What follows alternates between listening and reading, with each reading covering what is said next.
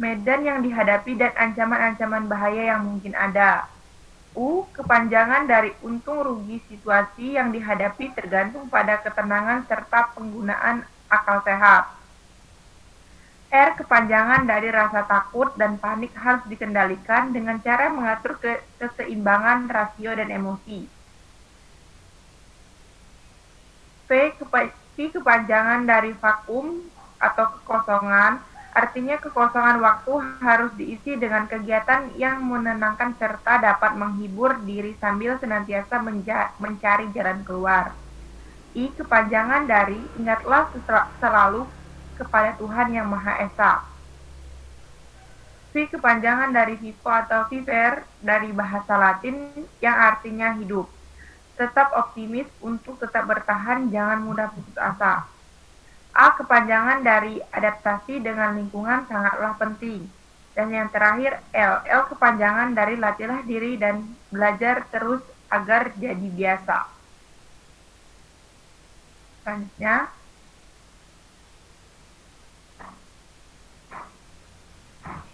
ini selanjutnya.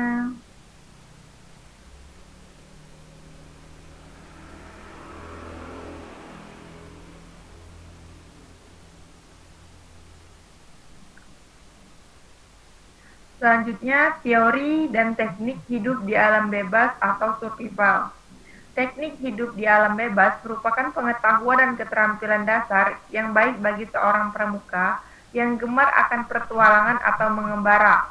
Dasar-dasar teknik kepramukaan dapat ditingkatkan serta dipandukan menjadi kelompok-kelompok disiplin hidup di alam bebas seperti yang pertama itu pengetahuan ilmu medan atau navigasi, peta, dan kompas. Yang kedua, teknik survival darat, survival laut, dan survival udara. Yang ketiga, ilmu pendakian gunung.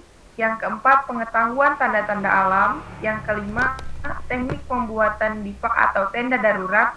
Yang keenam, pengetahuan kesehatan. Yang ketujuh, teknik pioneering. Yang kedelapan, teknik isyarat atau semboyan atau disebut untuk komunikasi darurat. Yang kesembilan, pengetahuan mengenai tanda-tanda jejak. 10, biologi serta zoologi praktis.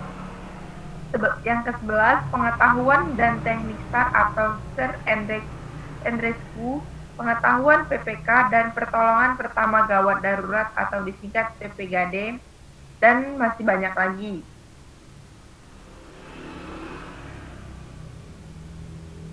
Yang selanjutnya itu bivak atau disebut dengan tenda darurat. Bivak yaitu suatu sistem tempat di mana kita bisa berlindung, sifatnya sementara atau darurat. Gunanya untuk melindungi kita dari cuaca buruk serta memberikan rasa aman. Mendirikan bivak adalah teknik penting yang harus dikuasai jika hendak berkemah.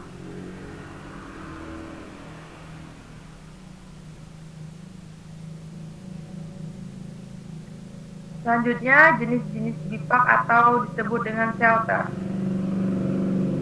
Tipe bivak yang dibuat tergantung pada kondisi medan atau daerah serta bahan-bahan yang ada. Jika tidak ada bahan-bahan untuk dibuat bivak, carilah apa saja yang dapat digunakan untuk melindungi tubuh kita.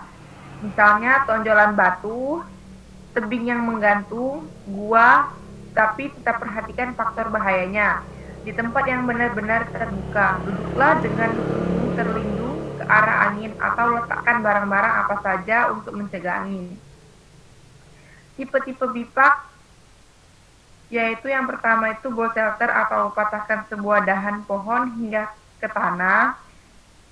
Yang kedua itu root shelter jika ada akar pohon yang besar berada di atas tanah dan menghalangi angin. Yang ketiga itu fallen trunk atau sebuah batang kayu pohon yang tumbang dapat digunakan untuk tempat berlindung sementara. Yang keempat, stone berries atau tumpukan batu juga bisa dapat digunakan untuk membuat tempat berlindung.